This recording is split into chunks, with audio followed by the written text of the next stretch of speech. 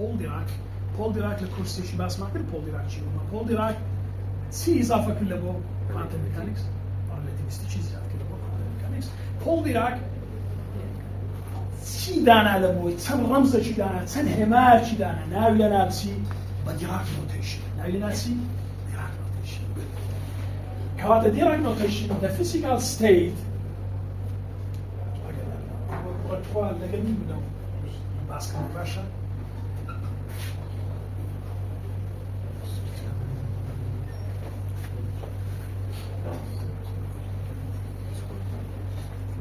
ئەمە فیزیکس ئەگەدار بە شتێکمانە پێی وترێ فیزیکال کۆنتیتی یعنی کەمیاتی فیزیاوەش چی فیزیکال کۆنتیتی پۆزیشن momentum, energy, angular momentum, spin, ئەوانە پێیان دەوترێت چی؟ پێیان دەوترێت physical quantity. ئەمە لە کوانتە پێدانە physical quantity. هەری چی پێ دەوترێت؟ پێی دەوترێت observable. ئەوەی کە تێبینی دەکەیت. Observable represented by the operators. بە چی بە operator؟ هەتا operator کار لە فیڵدێکی نەکا ئەمە نازانێت قیمە حەقیقیەکە چەندی قیاس کردێنەوە پێی دەوترێت eigen value ئەمە شتێکمان لە فیزیک پێی دەوترێت state vector چییە؟ یعنی state of quantum system حالەتەکانی quantum system یان state تعریفەکەی چییە؟ contain all information about the system هەموو معلوماتێکی تێدا دەربارەی سیستەمەکە پێت دەرێ داهاتووەکەی ئەو پارتیکڵەکە چییە؟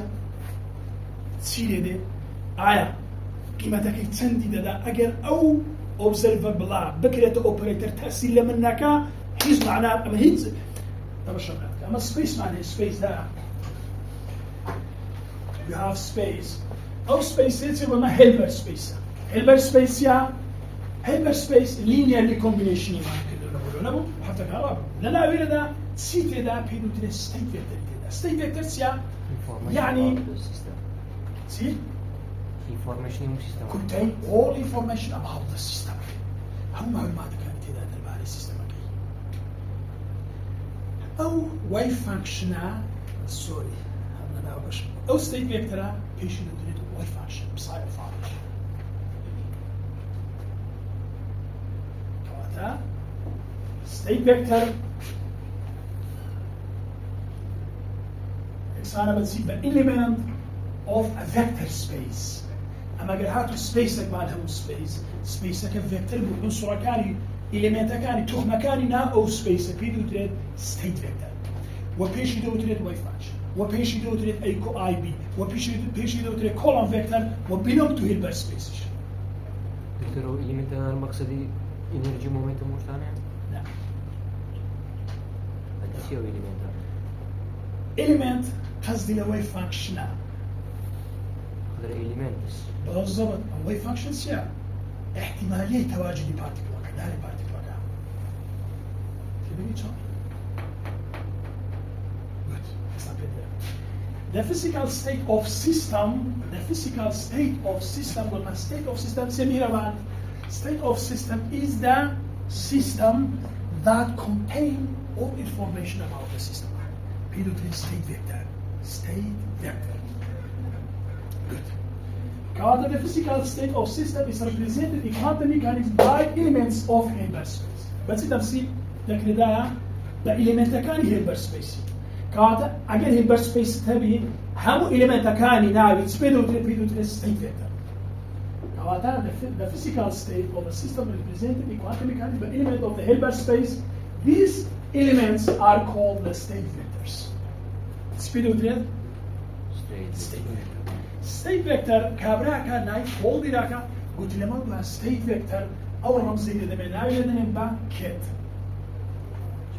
أو ناوي تيا كيت كواتا state vector that كانت elements of vector space ودشكاتا أو رمزية ودشكاتا أيكو آي ودشكات psi of x to t and r to t و belong to Hilbert space. كوات Hilbert space استعرض سبيك دي جماعة البيك دي لا أتوجه الحساب استعليلا أو بناء خمان فيزياء حساب أو قاعنا هم دابني مسيبها state vector دابني مسيب ده state vector هذه قاعة كان وجه Hilbert space كوات إيرا information كامل هي لسه أو system واضح أخسر كلمة ليرة أجل إيرا أو فيدابني بس state vector كوات أو state vector معلوماتي complete معلوماتي هي لسه state vector زاني تشيو سيدا كلا ده هذا state كوات the physical state of the system is represented in quantum mechanics by element of Hilbert space. These elements are called state vector. كوات أجل ودامني بهيلبرت space يعني بوشيا ودامني بهيلبرت space element كانت سين state vector. element كانت كيلوتر state vector. أما علامة في شلونه؟ بوشيا في state vector. أوكي. These elements are called أو عنصران now Hilbert space. سيبه لو تريد ما مستا. مشاكل the physical state of system is represented in quantum mechanics by elements of Hilbert space. كواتا these elements are called the state vector. We can represent the state vector in different bases by means of function expansion. أو state vector at the planning. باصي basis يمسي حتى لو باص ما كل basis يونيا هذا ما basis يعني building block يعني شيء يعني building block يعني إذا تواني بريون أغاب نسي صايق إيك صايق فارزة إيدو صايدو فارزة إيس يا عفوا إيان صايق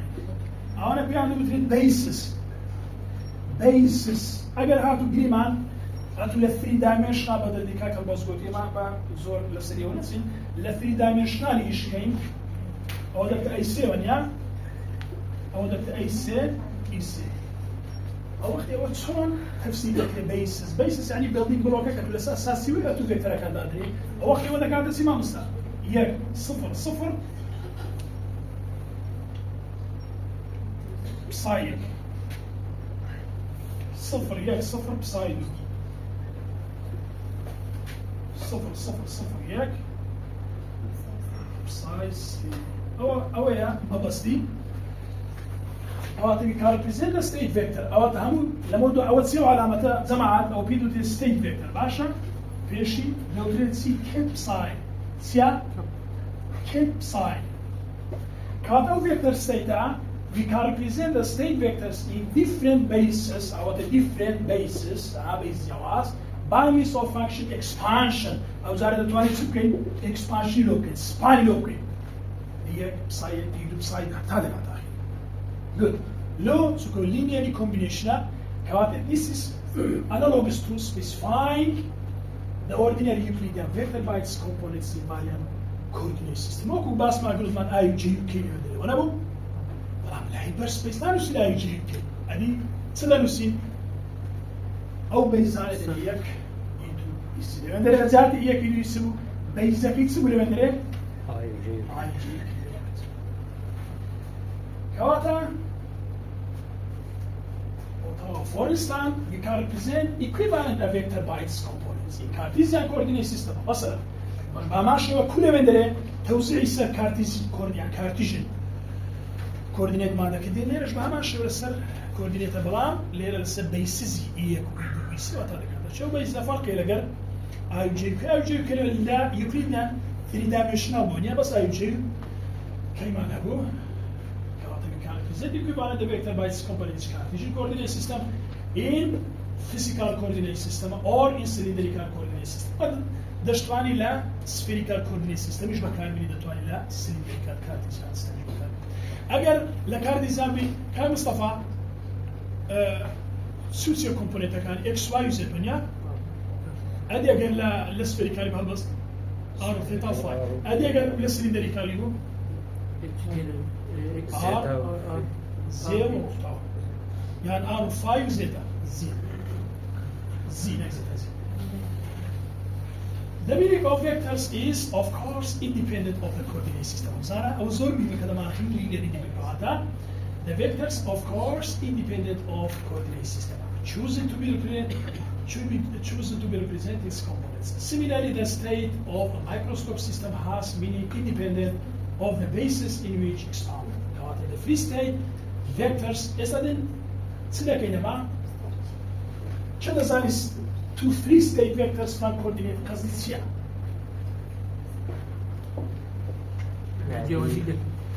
ايه؟ state vector كان طبعا coordinate جملة منها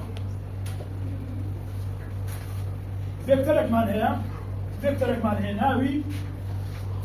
يو فيكتورك مان هنا ناوي يو يا بقى هذا بس يو أو فيكتور يو represented by با دوسه دوس دوكس دوال يا هناك دوكس دوال وانا بيدرك كلام فيكتور ونيا خليتها كلام فيكتور فيكتورش كمان هي دبليو بكاتا سيمبلز دوسه سيمبلز شان بيدر بتين زمعت وانا بيدي كوردينيت ونيا شو كده ده بس اكس واي زد اوكي مثلا نسي دو أو إكس غير بقى إكس واي مثلا إكس واي كلينا دو إكس يبدو سي واي يبدو سي أو فيكتور يو دبليو سي فينس يبدو سي أو فينس أو دبليو كواتا أو دوسيا أو سيبينسا أو رقم على كان لو تري كوردينيتس أما لموضوع أو كوردينيت أنا فري كوردينيت يعني خم على كوردينيت هذه تصير نسيم أبستراك ببيتاني بما الهيلبر أبستراش نسيمه يعني ما تفاصيل كيناتني أو فيكتورا دو سيبينسا حفتر لدن بيس كي خود شوكا أقل هاتو تفاصيل ده أو أنا كات أبستراك تيلي أو فيكتوري كواتا دوسيا كوردينيتا سيبينس كوردينيتا أنا ما نسم أدي سنة نسم Dirac introduced to free state vector. free خلي صدمه أتكلم two free state vectors هذا two free state vector الموضوع جمع state vector يبقى بين يو لا نسم دكاترة دوسيا شنو نسم أدي شادي سيرو دنسم لازم نسم بس دنسم يو أو قصدي فري لا كوردينيت كان نسم بس أبستراكي نسم يو في psi phi كواتا to free the state vector from coordinate meaning Dirac introduced what was to become an invalid notation problem mechanics حسنا سيكل شتشي دانا كبراستي بطارنا كمدرنا invalid يقولها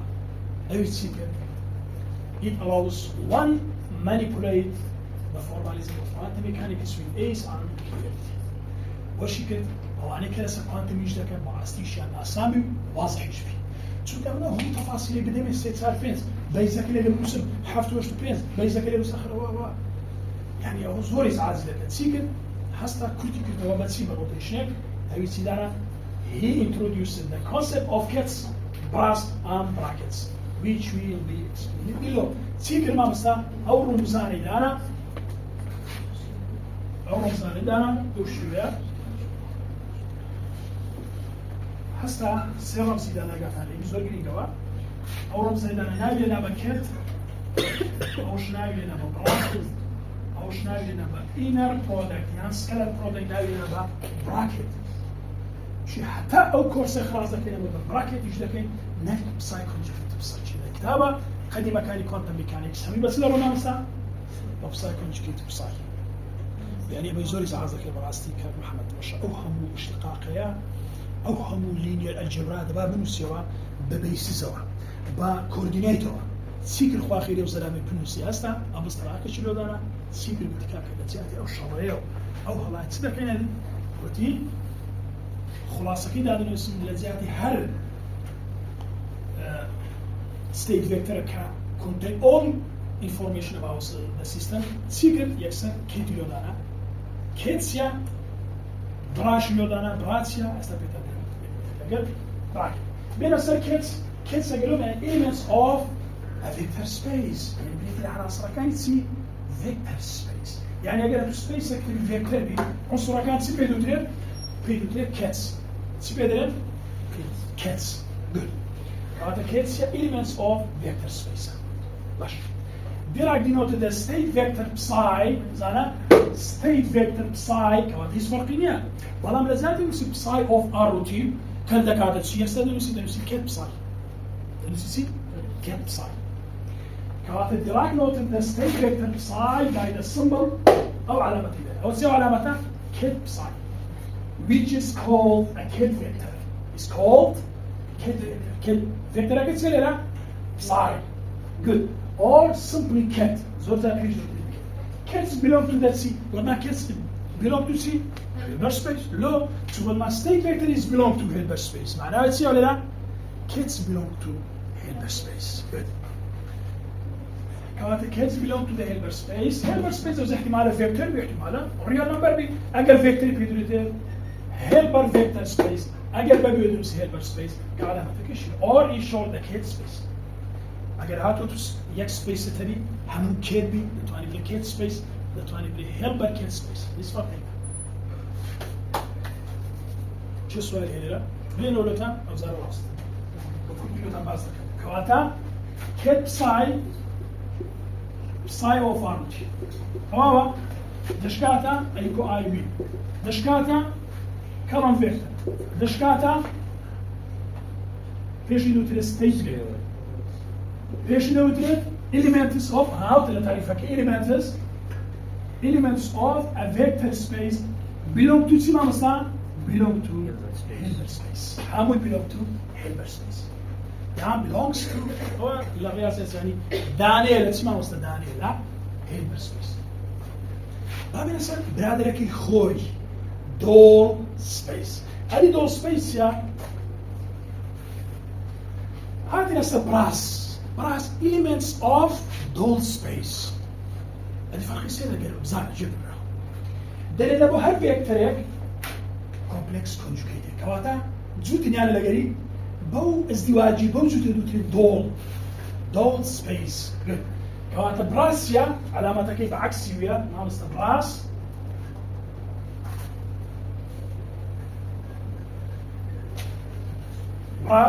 علامتها كيف هاي براس اوف ساي همزه براب ساي هذا خي السبب في روش هذا كله كده براب ساي يا براس elements of a dual space ياك do especially above we now from linear algebra that a dual space can be associated with every vector space كده مثلا dual space مثلا هر dual space ياك يعني شو dual space ما استجن يعني اتو ستة يا فيكتور اكتيا كد دكاتا سي ناقص اي دوكو اي نما ببريت الى فيكتور سبيس اگر هاتو دول سبيس اللي ممكن سيدا كده وده كي كومبلكس كونجوجيت كده كي كومبلكس كونجوجيت او ده كي رو فيكتور هذا ولا كده سيدا كاتا براب ساي او ده كاتا رو فيكتور او هذه تمام او ده كاتا سي سيرسيا ولا ما ده كاتا سي اي عفرين دوكو اي او بيدو تريسي كاتا بوهمو vector space associated dual space لو بيدري dual space باش ما نستطيع يعني هر قيمة شيء vector space هاو باش يشكوها بيدري dual space كواتا I mentioned above we now from linear algebra that dual space can be associated with every vector space كراك denoted the elements of dual space by the symbol بشاكل او علامتين ودانا او علامتها عشان واضح وانا اقف عليه علامه كده which is called bra vector especially with bra vector هسه شو ديزاين او بخي تولبون كأكثر كده ونوخينه برابساي عفري برابساي سنة صار خينوكي لجاد النوس بساي وفار وتنازم شيء بس برابساي كهذا زانا كل كلاوي شكل مختلف هذه جيال أو كده خينوا كيف فاي تمام كهذا سافر دخينه برابساي كيف فاي كهذا إيران بس ما كنت which called vector or simply bra. For instance, the elements مشاكل جماعة element كاني بساي represented bra. هذا زين بس ما كنت مشاكل أو element كاني bra. Implicat well let's see the complex conjugate of vector space. let's see شيء كذا transpose شيء كذا. نكتب transpose اجتماع ولا مهمتيان conjugate دخيلة. transpose كذا سيدا دكي رو دكي رو فيكتور ماشي كلام فيكتور دكي رو فيكتور وكومبلكس كونجوجيت هني كيشان ودكي زور أصلا كيشان شو قاعد بقى كلام رو بتني نهاد ماتريكس والله من الميشن كونجوجيت والله اللي من ماتريكس يشيل ماتريكس بيتي رو كلام لشرح أصلا وما فورست هذا إلي متكاني براف سايد والكسيتس براف نوت فور إنفيكيت كمان بلا عزة مشاكل جدا زمان Therefore, every kit, وهر كتك وهر كت بسايق there is this unique bra. كواتل أبو هر كت بسايق برابر تسايا برا كتك برا لبو كتك هناك برا لبو أدي لبو براك لبو براك تسايا كتك خلاص عامل زور خوشة. كواتل for instance for every kit there exists unique bra. تنها يك بra قدام من يوجد. باش أكيد يك جسم يك إيش كبير أول سبيد لأنه رياضياتي في the one-to-one fraction. يا سبيد وجد one-to-one fraction. يعني نبي أمن بابرن دو إيش مهبي قصد. هيك ما إيش خويه. هر إكسك لبواعد يعني range domain يعقلوا هيك. كانت هر براي هر كيتك براتشي هر براي يا كيتي بتني unique. بس. فايس فيرسا بقيت سواء شو يعني فايس فيرسا يعني لو براعي شيء يقول good because again why kids belong to Hilbert space